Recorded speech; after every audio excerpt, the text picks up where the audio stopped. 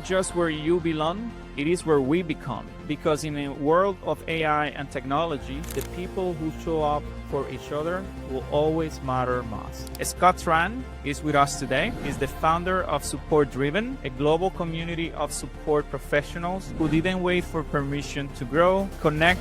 We're around 20,000 people in the Slack and then 30,000 people across Slack plus email plus LinkedIn. We're at a place where together, right, we can start shaping what's happening in the industry rather than just reacting to what's happening in the industry. Have you thought about what's the legacy you want this to be for you? We have received a acquisition offer 3 times. Wow. As I thought about what would happen to the community, right, if it got acquired, because I think, one, I didn't want to live in a world where all the nice things are owned by big companies. And ultimately, I knew it was not going to serve the community as well as if we could stay independent. Did you ever think about getting as big as you guys have gotten today? Humans aren't going to change. Humans will continue being humans. Relationships will continue to matter. And so it's kind of balancing, it's seeing the opportunities, but also focusing on the things that don't change. Community isn't just where you belong, it is where we become. Because in a world of AI and technology, the people who show up for each other will always matter most. Welcome to the Human Protocol, the podcast about staying human while building the future. I am your host, Mykel Salomon. Today's guest is someone who built a movement long before building communities was cool. Scott Tran is with us today. He's the founder of Support Driven, a global community of support professionals who didn't wait for permission to grow, connect, and lead. They build the future of customer experience, one Slack message, one summit, one story at a time. And in a time when so many are asking, where do I belong? The answer is still here, it still echoes together. Scott, my friend, welcome to the Human Protocol. Thank you for having me. I'm excited to be on the podcast. Awesome. I'm very happy to have you today, and I appreciate you taking the time to have this conversation with us. And to kick things off, I would like to ask you something that I ask every guest that comes to the show, which is when you remove everything LinkedIn knows about Scott, Slack, who is Scott at his core? I would give you a different answer depending on when you ask me that question, because before I started Support Driven, I was a programmer, right?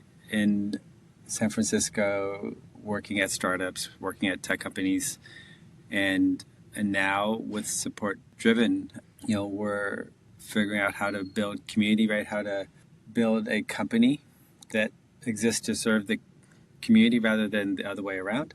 And then on a personal note, I've been playing a lot of pickleball, right? I started doing tournaments this year.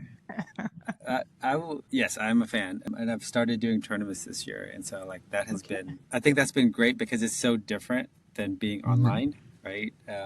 And being in tech. That it's been a lot of good things from it. Awesome, thanks for sharing that with us. And I have to ask you, do you still miss programming, or you still find yourself doing it here and there? I've always enjoyed aspects of it, right? And I recognized that I can still do it. I can still pick up pieces of it. It's like riding a bicycle. You never fully forget it, right? But it's not practical for me to do it. It's also not the best way or most effective use of my time. But the thing that I enjoyed about programming was making things happen, right? Like taking an idea, writing some code, and now this exists in the world, right? And I get to do that with Support Driven in a different way, where I don't make it happen because I'm writing code to make it happen, but we make it happen in other ways. Yeah, you definitely make it happen, bringing people together and people feeling that they belong. And that's something that everyone that knows Support Driven or have been at Support Driven event, that's what they take out of it from all of us that we always live in. And I think that's the best return on investment that anyone can get, is really that sense of belonging, the friendships, the relationship, the knowledge that you get out of these events. And I'm curious, Scott, if you can take us back to the beginning, how this whole idea started. So I'm happy to go back to the beginning, but I think you make a point that I'd like to also speak on of, you can go through your career and not care about anybody else, right? Just do it as a solo mission, if you will, right? Or you could do it with friends, you can do it with colleagues, right? And what I've seen, not just in the industry of customer support, but just across many industries, right, is that the people who are connected, right, the people who enjoy working with other people in the industry are the ones that, that last, right? Like they're the ones who stay in the industry and succeed in the long term. So when you said that, I think that I just wanted to chat on that a little bit. So going back to the beginning, the beginning of Support Driven was, I was the first hire at a startup. I wrote the iPhone app, which also meant I had to support it. And I could tell afterwards, right, after providing support, that I was pretty bad at it. Because typically at a lot of companies, at a lot of larger companies, right, engineers don't talk to customers, right? Like there's always someone else in between. Yeah. So I went to a local meetup because I figured I could learn from people who do it all the time. Found out that there was a conference happening. I went to the conference, totally felt out of place because it wasn't the main thing that I did. Yeah. Right? But I met so many interesting people at that conference and who were doing super interesting things. And so I started Support Driven as a podcast to talk about all the interesting things that were happening in customer support, but not related to doing it better. Right? Because at that time, and this was back in like 2013, I interviewed Andrew from Automatic, right? And he had given a talk at that conference about how they, at that time, had fully remote team that did no scheduling, right? Like people just worked on their own schedules and they just made it work. And I thought that was super interesting, back then. Like, how do you make that work? Right? Yeah, interesting. And that was back in 2013. Yes. So Support Driven started as a podcast, and then I interviewed the head of customer success at Yammer at that time, right? And he was telling me about what they would do as a part of the onboarding process was connect new customers to existing customers, because those existing customers could help their new customers get value out of their product far better than a customer success manager could, because they can't be experts in every industry or every niche that their customers are in. But the interesting side effect of making those connections was that their new and existing customers started hosting their own breakfasts and meetups and workshops at each other's offices. And so I thought that sounded amazing, right? And that I loved the idea of people helping each other out. And so I started Support Driven the community as a place for people in customer support to help each other. And so we started on Slack, right? And it was very slow. And then eventually a few more people showed up and a few more people showed up. And then it just, it's a bit like a snowball going down a hill, right? We picked up momentum. That's awesome. And for you that had been all along from the very beginning, when you got started, I know your mission and the purpose was to bring people together, but did you ever think about getting as big as you guys have gotten today? No. As part of building this community? No, because in the beginning, it's a place where people can come and talk about working in customer support, get help from other people in customer support, right? And I didn't know where it was going to go. And, there were at that time very few examples of Slack communities, right, that became more than Slack communities. And so, so I figured, well, we'll just keep doing this until we'll see what happens, right? And then the community asked if Support Driven could host a conference in 2015, and I had no experience doing it. And so I was initially I said no, because... So the ask came from the community at that point? Yes. Yeah. So the community asked if Support Driven could host a conference, because, one of the things in customer support is there's not a lot of conferences that are not owned and run by vendors, right? Right. So you've got Zendesk Relate, you've got Intercom Pioneer, right? You've got all these events that are more vendors, vendor owned, right? Vendor produced, right? And, and at first I said no, because what it sounded like was people asking if you would throw a party and they may or may not show up. Right? But eventually, people kept asking. And so I knew we had people with experience in organizing conferences. And so I talked to them and did a lot of research. And so eventually we decided, with the support of the community, to do it. So one of the key things was Andrew from Automatic, arranged for us to use their space in San Francisco that they had at the time. So we had a venue, and that was the biggest risk, the biggest challenge. And then we did a Kickstarter for it, right? And that really changed everything. The Kickstarter changed everything, because up until that point, I had no idea, was anybody going to show up? Did anybody care about this? And how many people showed up that first time? I think we had around 150, 160 people for that first conference, which was great turnout. Yeah, great for something that had never existed. Yeah, right? exactly. On the Kickstarter, we asked for 10K. We hit that in the first 24 hours. We had people, because of the Kickstarters, reach out and say, I would like to sponsor this. What can I do? And for us, because I was so new at it, we had no plans for sponsors for the first conference. So we had to make up some stuff for them to Sure. to have, right, as a sponsor. And, and that was the beginning of Support Driven as a company. And from that first conference, we had other people who said, oh, we have a space in New York. We'd love to offer you that space to host a conference in New York. And so we said, yes, that would be awesome. And so we did a conference about 5 or 6 months later in New York. That's amazing, Scott. Yeah. And I'm sure going through that initial rush and seeing things materialize in this way, it was an exciting feeling, most probably on your end, right? It was exciting. It was stressful. My thoughts were, let's do this. If it flops, I can find another job. Back to it.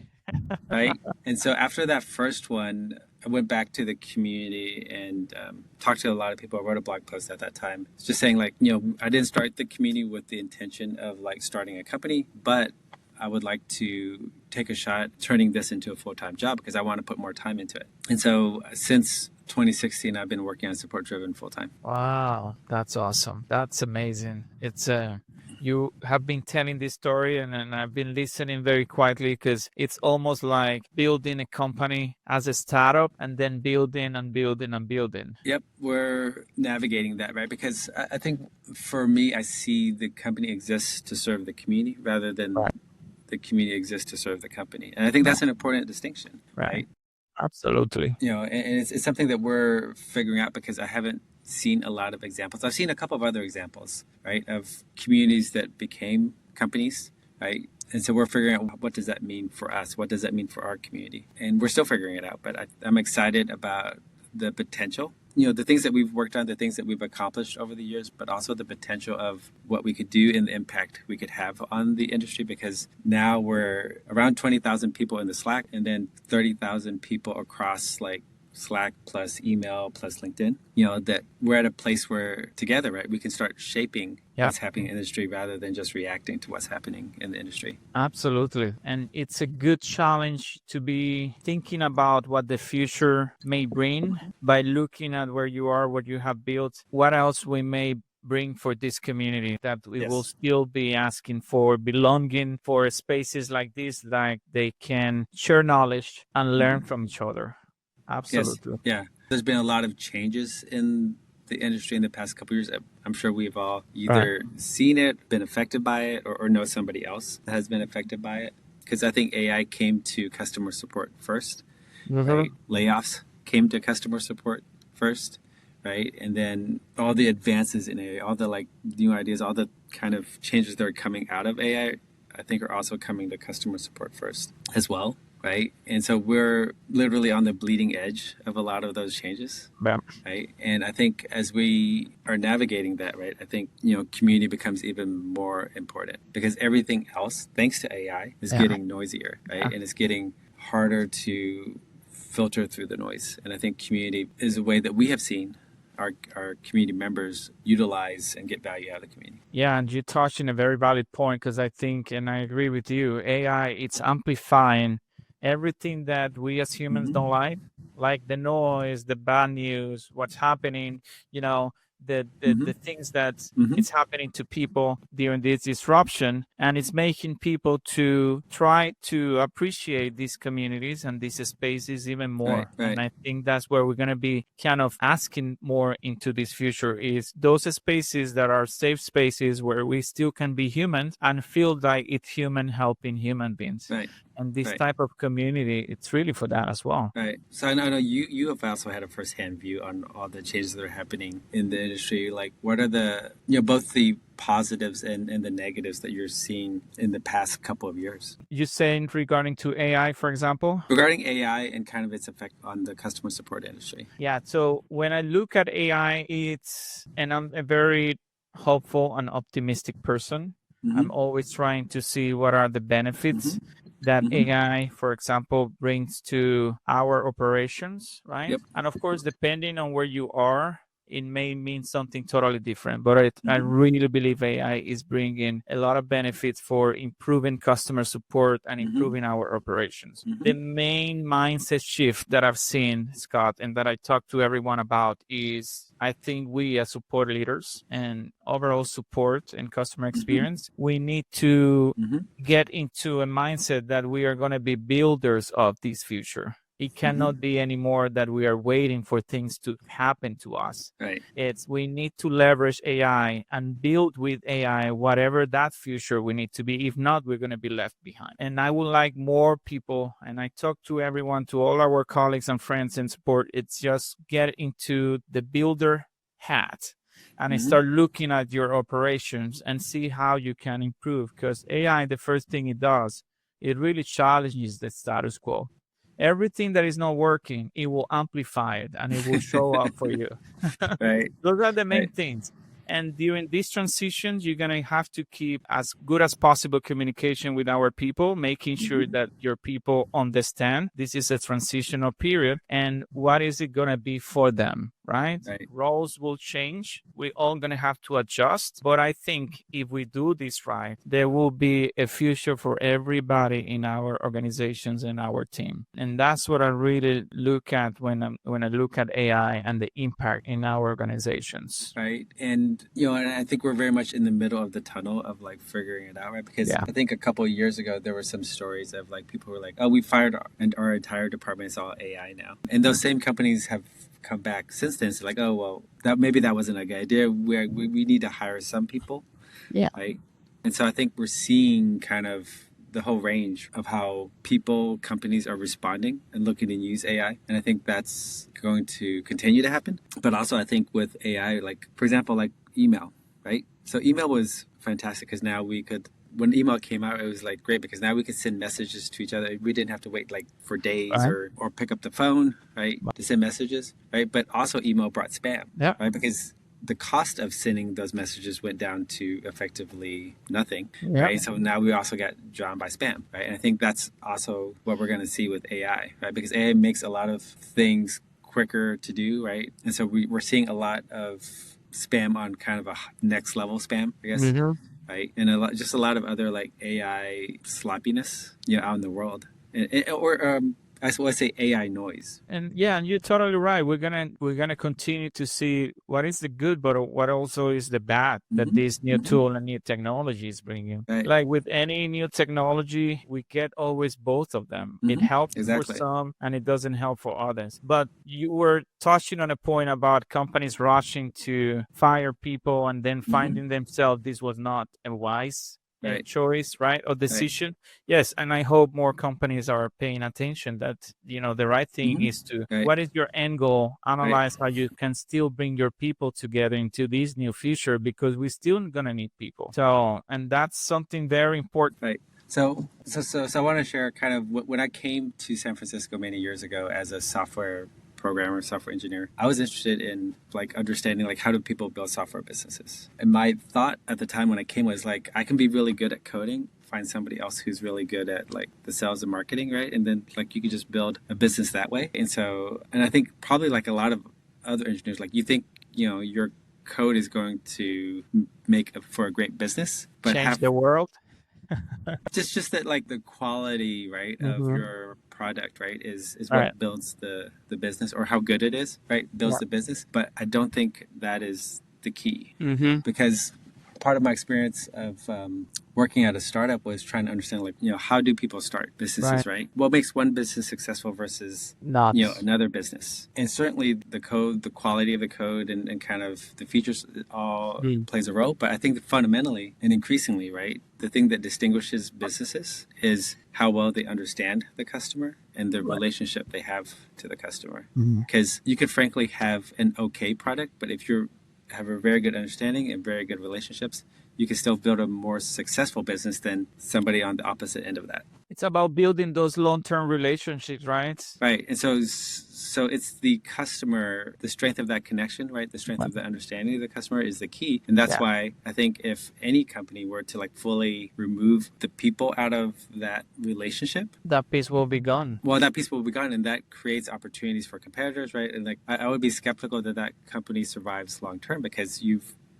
disconnected the customer from the business. Totally, Scott. And that's part of the conversations that some of the conversation that I have on this podcast with people is, especially in overall customer experience, support success, when customer doesn't trust you and something happened that you built a trust issue, it's hard to overcome. and that Right. customer will be leaving you. And it can 100%. happen very quick. It can be an AI solution that it was not very well implemented, a bot that is giving the wrong recommendation and feedback to customer. Yep. So we need to be very careful on how we approach and implement technologies like some of these AI solutions, for example, because at the end of the day, it's still a human beings that is the customer that is going to be the one receiving the feedback. And Yes. And there is a trust there because we are humans. That's how Yes. we build relationships. Yes. And beyond the trust, right? I think it's the like, even if you have a perfect product, your customers are human and they're not perfect, right? So every business needs to support their customers. And I think and increasingly, right, that is where the competition is, because all the other pieces are increasingly commoditized, right? Like software is increasingly commoditized, features are increasingly commoditized. And so what is the thing that separates companies? Very interesting that you're touching on this point, because competition is there looking at each other and take a look at the first mistake you make as a company to get that customer from you. Yeah. So it's not our customers are hooked up to us. They have options in the market. Absolutely. So I know that's not the point of our podcast. But one of the things that frustrates me is this is especially in the AI space, right? Is how much more attention the product managers, the marketers, and also all the teams that are involved in building the product pay attention to what other companies are doing versus paying attention to their customers and what their customers say and what their customers need. And that's why a lot of the marketing, you go to a lot of AI companies' landing pages, right? They all say very similar things, right? They all make very similar promises that are kind of like sound interesting, but like aren't really clear about what the end result is going to be. What is in for me, exactly. Right. And so if they put that energy to understanding the customer, they could stand out more than they currently do. And so it's just one of those things where I think that's I would say a pet peeve of mine of like, just like, why are you care more about what your competitors are saying and doing than what your customers are telling you want that you to do? Be doing. Yes, exactly. It's a very, very valid point, and people we find ourselves year after year just discussing about this. Pay attention to your customer, to what your customers are doing. There's a reason why they are with you. It's really your responsibility to keep them with you. And it's not as complicated if you listen and work with them. A lot of companies say they care, but do they work that way? It's one thing is saying, another thing is putting in the work, and work with your customers. And I've worked at a lot of software companies, and I think the majority of the time, the things I was working on, the features I was working on was, a VP's like pet project, a VP's pet feature, or a product manager's like pet project. That's a recipe for failure. Well, it's just what people do when you give them a lot of resources, and they don't have to tie it back to like, well, what customer asked for this? How is this new feature going to help our customers? Right. Because at the end of the day, we'll build product and services for someone to use them. And that's part of what I talk to everyone. You can have the best product in the world. If you don't have a customer to sign up for it and use it, that's not the best product in the world. Right. It doesn't matter how good it is technically, right? It's not serving anyone's needs. What's the problem you're trying to solve at the end of the day? Right. I think as the world gets noisier with AI, because, like think of like all the AI content generation, right? AI spam, right? It's going to be increasingly harder for people to find good sources of information, right? Things that they count on, because now we have to like question every piece of content we come across. Is this real or is it generated? And if it was generated, did someone actually take the time to review it, proofread it, make sure that this is... If history is any indication, the answer is no, right? Like, it's just put it out there and then it's copy and paste. I'm seeing a lot of copy and paste, basically. Right, and hope nobody notices the mistakes. When we're talking about community, right, like that's one of the things that we have seen. The people come to our community and what they look for. So I'll give you an example. Like, let's say, if for whatever reason you needed a plumber, would you call every plumber in the city, or would you ask your friends? Who do you use? Who do you trust? Exactly, right? And so we see that in the support-driven community where people are asking, what are you using to solve this problem? Or do you have experience working with this type of company, right? And I think that's part of the power of community, right? That helps cut through the AI noise that's out there. Yeah, it's like a filter, right? That when you are part of the community, the noise is not getting down, and you can focus on what really matters. You can get, let's say, real information from a real person. Right? Whereas, for example, you go to a review site. What percentage of those reviews are real? What percentage of those reviews are fake? Yeah. Right? Who knows? I've seen community, the way that people use the community is both in hiring and getting a job. And that's something that we've had pretty much from the beginning, because especially, and this is also something that AI is making worse, because now, let's say you put out a manager position, you put out a director position, right, online. We've heard from our community members that they will get like thousands of applications. But out of those thousands of applications, only a small percentage of them are actually qualified for the role. And so now it actually creates more work to try to find the qualified people out of that stack of 1,000 applications, right? And it also impacts sometimes even qualified candidates for getting 100%. through ATS, because now, because of that many applications, they need to rely on automated tools like ATS system.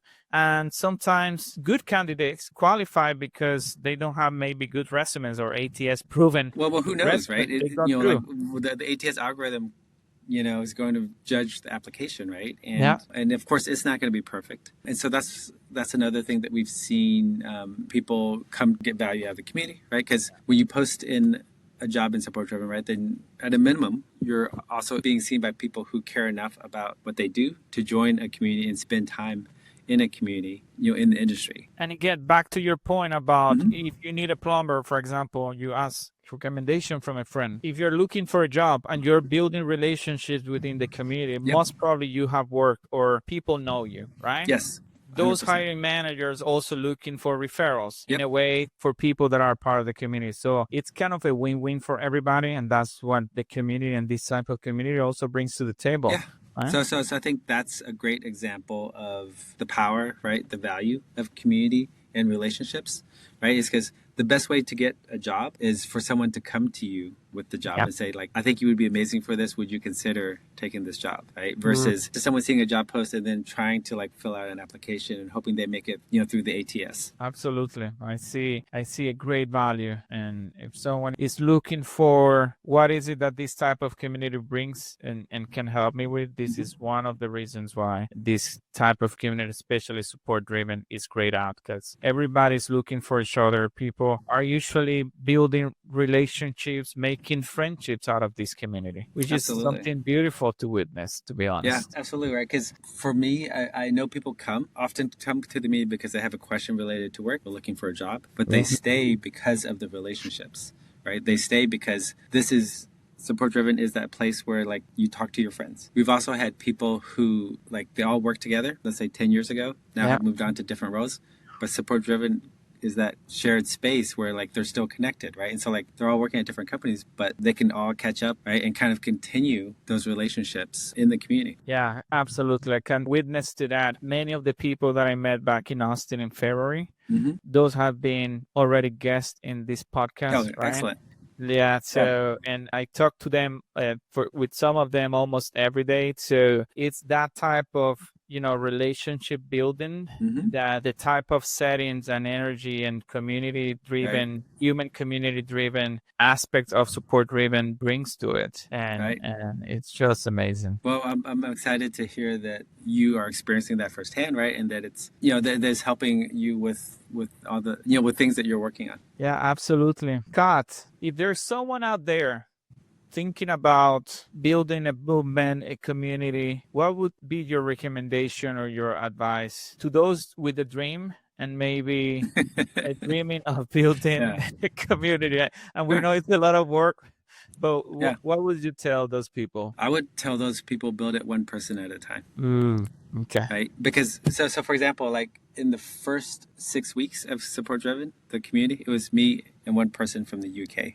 That was it. On Slack. And we were just, on Slack. It was just literally a 2-person Slack. And we would just chat like, hey, how's your day going? Eventually more people showed up. And after the first year, we had like 100 people. So don't panic at the beginning, right? Yeah. That's the mess. But imagine, right, let's say if this was a community that was started by a company, I would have been fired, right? Like, are you telling me, you've been working on this for how long? And we have this many people in the community. And so definitely it's one person at a time, because it's also essentially quality over quantity, right? I've never focused on how big can we grow the community, how fast can we grow the community, because that's not what's important. That's not where the value is, right? the value isn't having a bigger like user number. The value is that you have people that want to be part of a community, right? That you have people in there that want to help each other. People engage, exactly. Yep. It's definitely quality over quantity. Love that. Yeah. Yeah. Yeah. And start one person at a time and create the space, right? As a community founder, right? Create the space that serves the community. And they will let you know, right? If it's serving them or not. Beautiful. Was there a moment that you say, damn, I have something special. We're building something special. And that, that moment arrived when you saw that or experienced that? I would say I knew it was special from the beginning because I just enjoyed being in the community, right? I enjoyed the people, the conversations. It was just a great place to be. But I didn't know, how does this work? How would this sustain itself? Yeah. Right. And I think the turning point was when we did the first conference and we're like, oh, okay, now we have a model, right? Because back then I had to decide like where does support driven go from From here, that right? point. Because a lot of people assume like, oh, you should become a nonprofit, right? But for me, I had no experience, and I still have no experience. I still have zero You're experience still with learning. nonprofits, Yeah. right? However, I did not like the idea of donations, and that we would, the way that the community is sustained is through donations, because I don't feel comfortable going around asking people, can you donate money, right, to Right. keep support driven going? And so so we went with a for-profit model of like, I would rather create something that people want to be a part of, people want to like buy, access to, Right. like buy tickets to the conference, buy Yeah. sponsorships, right, and essentially compete in the marketplace, right? And so All I think that after the first conference was when, it's probably after the second conference, right? The first conference kind of opened the door, but the second conference was what like helped me see like, okay, we can build a business around this. And at the beginning, it was only once a year. Well, we did the first conference, I think it was in May, and then and the conference did well, right? But also I was living in San Francisco, right? Right. so we ended up doing two conferences that year. Got it. Got Right? it. Because one conference wouldn't have been enough from Right. a sustainability perspective. Yeah, that makes total sense. And from all the cities in the US, which one is the one that you feel like support driven belongs? Is it San Francisco? I think it's less about the city and a lot more about the people and bringing the people together. Right. Right? Because we've done the conference we don't have a fixed location for the conferences, right? So we've done it in San Francisco, we've done it in Portland, Seattle, Boston, New York, Chicago, Atlanta, Austin, right? And so I think it's where, and what makes a support-driven conference a support-driven conference, right? It's when the people come together. Right. And so it's not any particular city, right? I think we're always, looking at hosting the conferences in different cities so that it's easier for people to be a part of. Because, for example, if we only did it in San Francisco, New York, which is great and convenient if you live in those cities, but not so convenient if you don't live in those cities. Yeah, I agree. And you need to look at giving also people that maybe want to stay 1 or 2 days, maybe they haven't been on that city, always something like an extra flavor to the travel, right? So we do have a fair number of people who make a trip out of it, right? Especially the people who come internationally. They always naturally, right, make a trip out of it because it is a lot of time. It's a long flight, get there. right? Yeah. Yeah. At the last one, we had someone come from Australia, right? We had someone come from Estonia, London, Portugal.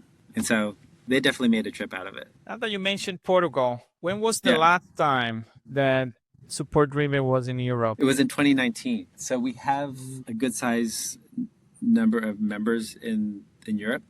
And so after the first one, they were asking like, oh, great, this sounds amazing. When can Support Driven do a conference in Europe? And so we did it. We did a Kickstarter for it. We did it in Europe, right? We actually did it in Belgrade, Serbia. And then we had planned to do a conference. I believe it was Prague, and I think it was Prague and Madrid, right? Beautiful. In 2020. Yes. And then we had to cancel both of them. We had to cancel all of our conferences in 2020. Exactly. Oh my God. So never happened in Prague or Madrid. No, because nobody was traveling, right? You couldn't be indoors. Yeah. Oh, right? Damn it. And so, however, next year we have committed to doing a conference in Europe next year, and we're currently looking at venues right now. We've have I saw suggestions. that. Yeah, so Have you a lot picked of the place already or not yet? we're looking at venues, right? So the venue ultimately is going to determine it, right? Got it. But we have narrowed down the list, and I put out a poll last week between so Amsterdam, Lisbon, Barcelona, and London were on the poll. All amazing places. Yeah, you should come. Probably will find myself on it. Probably gonna schedule my visit to Budapest. My teams is based in Budapest. Oh, nice, Around nice. it. So Yeah, as soon as the date is yeah. picked, I'm probably gonna schedule something around it. So our plan is to do it end of May, early June. That's the general time frame because that's when we can fit it into our event schedule from an That makes organizing sense. perspective. And it's also when it's generally good weather in most parts of Europe. Oh yeah, that's a good point. That's Yeah, a good point. May is good definitely at that time, and early January, June, it's good weather yeah, for sure. yeah. Good. I'll be looking up for the announcements next, Yep. but that's gonna be exciting. I think that Nice. one in Europe will bring a lot of people because there's Yeah, a lot of it's going to be excitement exciting around it. because, yeah, I think it will definitely be exciting because, we talked earlier about like how there's not a lot of options in the US. There's even fewer options in Europe when it comes to like conferences and other resources. True, that's a very valid point as well, you know? Mm-hmm. And now that you put Yeah, it that way, I haven't heard for a lot of options or events being yeah, that focused on customer support in Europe either. It's usually yeah, customer experience or success. yeah. It's a lot of customer success. It's a lot of like contact center Yeah. conferences, right? Which I think serves a different crowd than our community members. Have you thought about what's the legacy you want this to be for you? So what you're Yeah, building, what's the legacy on it for you? I have, right? And this came up. So in the history of support driven, we have received a acquisition offer 3 times, like a serious one, right? Wow. Um, and the first one was pretty early in the journey of support driven, and I said no to that because we were just getting started, and I wanted to explore kind of where we could take it. But we had a couple years later, another acquisition offer that I took seriously because I knew because they themselves had taken an investment from a private equity firm. So I knew they had the money, right? Like I knew, Wow. they were attached to a piggy bank, right? I knew that wasn't going to be like an issue for them. But as I thought about what would happen to the community, right, if it got acquired, both from a community perspective and a personal perspective, right? Kind of Right. like, where that would go. I talked to a lot of people who'd been through acquisitions. I talked to people who had their community acquired, and ultimately decided that it didn't make sense for support driven because I think one, I didn't want to live in a world where all the nice things are owned by big companies. And that tends to be what happens once you get acquired by a company. Eventually, they sell it on to like bigger and To bigger not to a companies, bigger one. Yeah. right? And ultimately, I knew it was not going to serve the community as well as if we could stay independent, because I knew at the end of the day, any company that owns support driven would squeeze the community, right, to hit Yeah. their quarterly numbers Yeah. sooner or later, Yeah. right? Because it's just sitting there, right? If you haven't squeezed it yet, then Just a like, matter of time. Yeah. exactly, it's just a matter of time, right? But also, I think it would limit the ways we could serve the community, because if it wasn't connected to selling more software, selling more services of the parent company, then it wouldn't make sense to the parent company to even allow that way of serving the community to exist. Wow. Thanks for sharing that with us. Yeah, I did not know a lot of this conversation today. It's me been learning about support yeah, driven, yeah, right? yeah. And when you're saying that, it makes me think, and then back to the question, this is your legacy, right? Something Yes, bigger than yeah, just yourself. yes. And so that is I think that's one of the things that I think separates support driven from other communities in this space, because I have seen other communities, both in this space and other spaces, right? And the thing that I see with a lot of communities, right, it comes back to the founders, right? And kind of like the space that they create, right? Because I've seen communities where it's all about the founder. And so like people join because they want to be connected to the founders. For example, Yeah. like let's say if there's an author community, right? People join Yeah. because of the connection to the author, right? Like that's Yeah. the common thread, Yeah. right? I've seen other people start communities to support their consulting practice, right? And so like it's all about like being a part of like that that world, right, of Right. for that consulting practice, right? But for support driven, it's not about me. I cannot answer your questions, right, about how to do your job better, right? I don't have that experience. I'm not qualified. Yeah. However, there are other people in the community that can help you, right? And there's other people in the community that you can help, right? And that's the magic of support driven, and that's the legacy that I would love to have, right? Is that we created a place where people are helping each other, right? And that I would love to see that continue to happen after I hand off the torch. And that ties beautifully with the guiding message and principle of why this podcast exists, right? How we're going to continue to stay human. And this is Yep. how. Yes. Just learning and helping each other more and more. This Yes. is how I see it. Yeah. And I think that's, I'm optimistic, right? In that way that we have to find a different way to move forward, both personally, both as a society, and that this can work, right? This is working in other forms of fashion, right? Because one of the most common ways, I would say the most common way I think of support driven, and when it comes to like deciding where we should go, what we should do, right, is to think of it as a community garden. So it's a shared space where different people bring different skills, right, different resources to the garden, but they also get different things out of the garden. And I see my role as like, how do we create that space that works for the people, in a way that's sustainable? You are that vehicle that is providing a platform for the community to determine what's next for us, basically. Yeah, because I would describe our community as a place where people come together to help each other, right? It's a vendor kind of agnostic place where, let's say, if you use Zendesk, you can have a relationship, you can have somebody who uses Intercom help you. And we have a Zendesk channel and we have an Intercom channel, but we're kind of that common ground where regardless of your industry, regardless of what platforms you use, like you can come together and help each other. And even for vendors, they know that if they want to be successful, they need to build a connection with this community. There's no other way.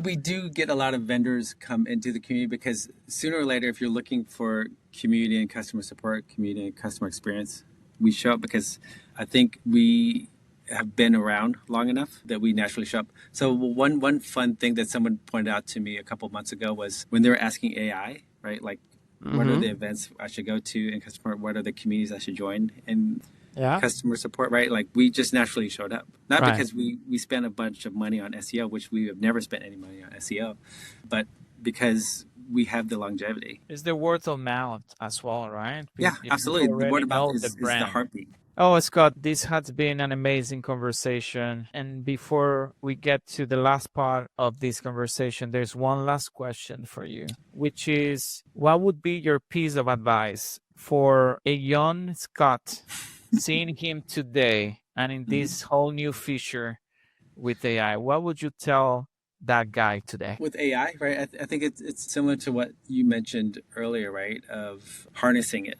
right? Building with it. Right, using it, right, because it's a technology, and and this technology is changing a lot of industries. It's changing a lot of how we work, right? But also with change comes opportunity. So it's identifying the opportunities in those changes, and it's also considering what are the things that don't change. Humans aren't going to change. Humans will continue being humans. Relationships will continue to matter, right? And so it's kind of balancing. Is seeing the opportunities, but also focusing on the things that don't change. Yeah, beautiful. Agree.